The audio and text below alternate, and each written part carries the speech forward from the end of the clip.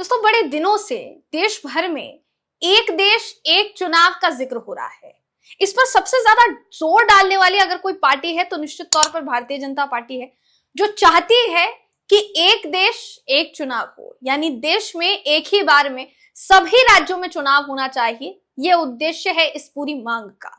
अब जाहिर है जब कोई मुद्दा उठाया जाता है तो उसका बैकग्राउंड चेक करना पड़ता है, आगे जाकर वो कितना नुकसान पहुंचाएगा, कितना फायदेमंद होगा भी कि नहीं होगा, किस तरीके से संविधान में आएगा उस पूरे मुद्दे से, या वो जो बदलाव होने वाला है वो संविधान के अनुकूल होगा या नहीं होगा। इन तमाम बातों पर गौर करना जरूरी होता है। इसीलिए अब देश के पूर्व मुख्य न्यायाधीश से जो नसीहत ली गई और जो नसीहत उनके द्वारा दी गई है दोस्तों, वो चौंकाने वाली है, जिसमें पूर्व सीजेआई ने यह साफ साफ कह दिया कि बहुत चुनौतियां होंगी अगर एक देश एक चुनाव आप करवाएंगे तो।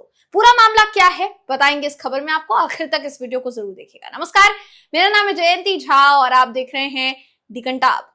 दोस्तों यूयू ललित जो हमारे देश के पूर्व सीजेआई यानी पूर्व मुख्य न्यायाधीश रह चुके हैं, उनकी तरफ से जेपीसी यानी जॉइंट पार्लियामेंट्री कमेटी जो है, जो किसी भी कानून को पारित करने से पहले उस पर विचार करती है, सबकी राय ली जाती है, सबके विमर्श लिए जाते हैं उस पर, चाहे फिर वो विपक्ष के नेता ही क्यों ना हो। तो एक देश एक चुनाव, ये जो पूरा फैसला है वन नेशन वन इलेक्शन का, ये जो पूरा फैसला है ये किस कदर नुकसान पहुंचा सकता है हमारे संविधान को, या नुकसान आप कह लीजिए, या फिर एक तरीके से अगर कहा जाए तो वो किस कदर हमारे देश की संवैधानिक कार्यशैली को प्रभावित कर सकता है, ये बहुत जरूरी है जानना। इसीलिए अभी फिलहाल के लिए यूयू ललित ने जो सजेशंस दिए हैं वो फिलहाल के लिए सबकी नजरों में जो है दोस्तों आ गए हैं। आपकी स्क्रीन पर इस समय वो खबर मैं आपको दिखा रही हूं, जिसके मुताबिक सवाल ये उठाया जा रहा है कि जो सजेशन दिए गए हैं, अब सजेशन तो देखिए आपने ले ली, सलाह तो आपने ले ली, यूयू ललित ने सलाह तो दे दी, आपको मानना है नहीं मानना है या आपके ऊपर है।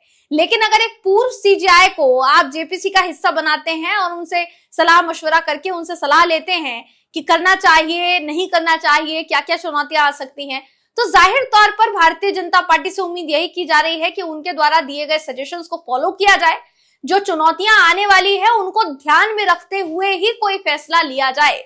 आपकी स्क्रीन पर जो खबर है दोस्तों वो ये कहती है कि भारत के पूर्व मुख्य न्यायाधीश यूयू ललित एक देश एक चुनाव विधेयक पर संयुक्त संसदीय समिति, जैसे मैंने शुरुआत में कहा, जेपीसी मतलब जॉइंट पार्लियामेंट्री कमेटी होती है दोस्तों, जिसको हिंदी में कहते हैं संयुक्त संसदीय समिति। इसमें संसद से जुड़े जितने कानून होते हैं जो नए सिरे से पेश होने वाले हैं या पारित होने वाले हैं, संसद के दोनों सदनों में उनको पेश किया जाता है, फिर सर्वसम्मति से पास उसको किया जाता है, तो जेपीसी उसी के लिए होती है।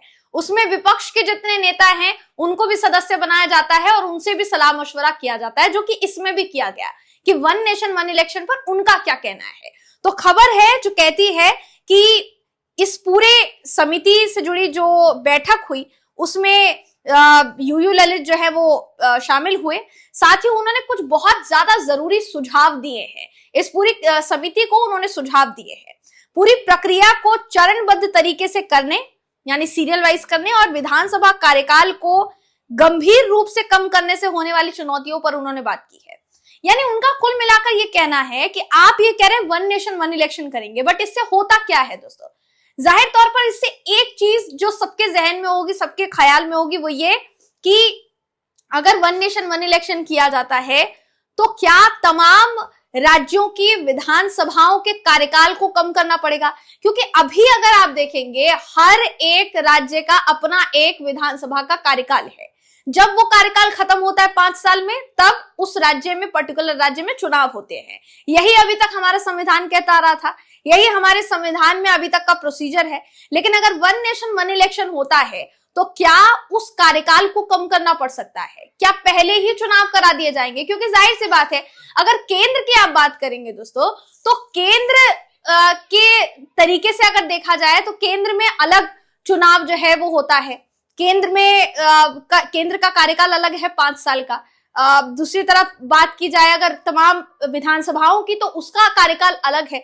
तो आप दोनों को मिक्स करके वन नेशन वन इलेक्शन की जो बात कर रहे हैं, इससे कहीं ना कहीं विधानसभाओं के कार्यकाल को प्रभावित करने की तरफ आप आगे बढ़ रहे हैं। और इन्हीं चुनौतियों से कहीं ना कहीं आप कह सकते हैं दोस्तों, यूयू ललित ने ये सीधे तौर पर बताया कि आप इन चुनौतियों को फेस कर सकते हैं आगे, और वो चुनौतियां क्या होंगी ये मैं आगे आपको बताती हूँ दोस्तों, कि उन्होंने यूयू ललित ने क्या क्या कहा है। देखिए, ये जो खबर है कहती है कि जस्टिस ललित को समिति ने एक विशेषज्ञ के रूप में बुलाया था। एक विशेषज्ञ के तौर पर उन्होंने अपनी भूमिका जो है निभाई। ये समझा जा सके कि विधेयक जो है वो संवैधानिक कसौटी पर खरा उतरेगा या फिर नहीं उतरेगा। ये जानकारी मिली है कि सदस्यों ने विधेयक से जुड़े विभिन्न प्रावधानों और मुद्दों पर गहन चर्चा की, और ये चर्चा लगभग 3 घंटे तक चली। इस कमेटी की जो बैठक हुई, 3 घंटे तक ये बैठक जो है चली है। संसदीय समिति की कार्यवाही विशेषाधिकार प्राप्त होती है और बैठकों के दौरान सदस्यों के बीच विचार विमर्श जो है वो किया जाता है। सार्वजनिक विवरण जो है फिलहाल के लिए पेश नहीं किया गया है, जब तक ये पटल पर नहीं पहुंच जाएगा कि क्या क्या हुआ है उस पूरी मीटिंग में। लेकिन इतना पता चला है कि जस्टिस ललित ने बहुत से सुझाव दिए हैं। पूर्व राष्ट्रपति रामनाथ कोविंद की अध्यक्षता में ये उच्च स्तरीय जो बैठक है ये हुई, जिसमें मोदी सरकार ने एक देश एक चुनाव के लिए समिति का जो है वो गठन किया था। इस समिति ने अपनी विस्तृत रिपोर्ट में एक साथ चुनाव कराने की सिफारिश की थी दोस्तों।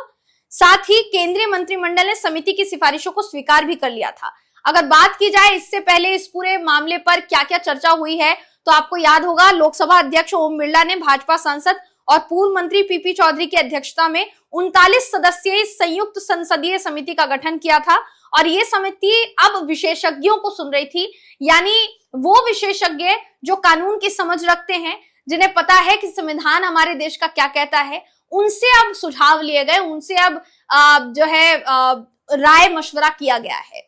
जस्टिस ललित के सुझाव की अगर बात करेंगे दोस्तों, तो अगर ये सुझाव स्वीकार करती है सरकार, तो भारत में एक साथ राज्य और राष्ट्रीय चुनाव कराने की योजना महत्वपूर्ण जो है उस तरीके से किया जा सकता है। सरकार का तर्क ये है, सरकार ये बोल रही है कि इस तरीके को लागू करने पर काफी पैसा बचेगा, लेकिन इसकी कानूनी चुनौतियों को किस तरीके से निपटा जाएगा ये फिलहाल के लिए बड़ा मामला जो है माना जा रहा है। कुल मिलाकर कहा जा सकता है कि जस्टिस ललित की बातों पर फिलहाल के लिए अगर अमल नहीं किया जाता है तो सरकार की मुश्किलें बढ़ सकती हैं, क्योंकि ये जो फैसला है ले तो लिया जाएगा, लेकिन इसकी वजह से संविधान को जिस तरीके से बदलने की कोशिश जो है वो की जाएगी, वो तमाम विधानसभा के कार्यकालों के लिए ठीक होगा या फिर नहीं, ये सोचने वाली बात है। देखिए, अगर इस पूरे जस्टिस ललित के सुझाव की अगर बात की जाए, तो कुछ विपक्षी नेताओं के मुताबिक जस्टिस ललित के सुझाव जो है वो विधेयक के वर्तमान स्वरूप में बड़े बदलाव की अनुमति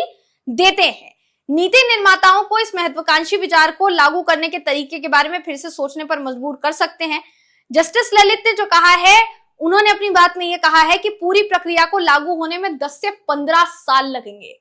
10 से 15 साल लगेंगे। सत्तारूढ़ एनडीए के अन्य सांसद हैं, वो इशारा करते हैं कि जस्टिस ललित इतना तो पक्का है कि विधेयक के पक्ष में है, यानी वो विधेयक के विरोध में नहीं है, लेकिन उनके द्वारा जो सुझाव दिए गए हैं उस पर विचार विमर्श किया जा रहा है और देखा जा रहा है कि कैसे उसको निभाया जा सकता है, कैसे उसको जमीनी स्तर पर उतारा जो है हो जा सकता है।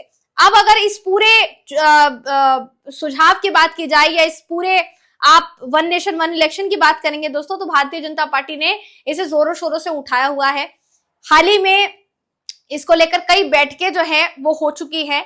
प्रधानमंत्री नरेंद्र मोदी कई बार इसकी बात कर चुके हैं, बीजेपी के कई नेतागण इसकी बात कर चुके हैं। इसलिए देखने वाली बात यह होगी कि संविधान में इतना बड़ा बदलाव करके क्या वाकई में एक देश एक चुनाव पर मुहर लगाने जा रही है सरकार।